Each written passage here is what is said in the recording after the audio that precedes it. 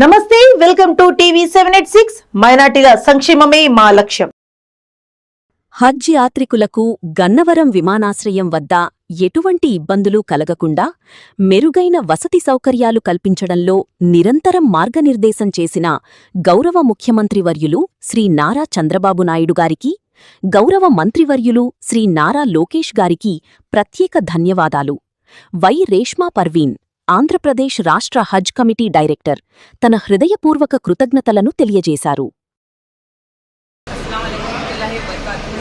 ఈరోజు మక్కా వెళ్ళే హజ్ యాత్రికులు 177 మందిని మా హజ్ కమిటీ చైర్మన్ హసన్ పాషా గారు, తర్వాత వచ్చేసి మా కమిటీ డైరెక్టర్లందరూ కలిసి సెటప్ ఇవ్వడం జరిగింది. గత 3 రోజుల నుంచి హాస్టల్ కేంద్రాల్లో వసతులన్నీ సమకూర్చి ఇప్పుడు కూడా వాళ్ళకు ఎయిర్పోర్ట్కి వచ్చి వాళ్ళకు సెటప్ ఇవ్వడం జరుగుతుంది. అలాగే వాళ్ళు అక్కడ మక్కా యాత్రకు వెళ్తున్నారు కదా, అక్కడ వెళ్ళిన తర్వాత కూడా వాళ్ళ పాస్పోర్ట్ ఇష్యూ కానీ ఏమైనా కానీ వాళ్ళ అకామిడేషన్స్ ఏం వచ్చినా కూడా మా నంబర్స్ ఇచ్చాము, వాళ్ళ వాట్సాప్ నంబర్ ఇచ్చాము. మా చంద్రబాబు నాయుడు గారు ప్రతి ఒక్క హాజీకి ఏ కష్టం రాకుండా చూసుకోవాలని ఆయన మాకు ఆదేశాలు ఇవ్వడం జరిగింది.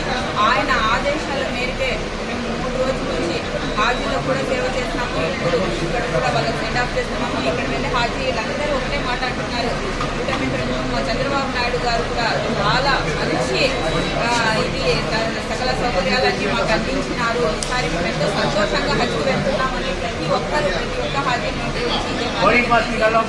వీళ్ళందరూ థ్యాంక్స్ చంద్రబాబు అంటున్నారు.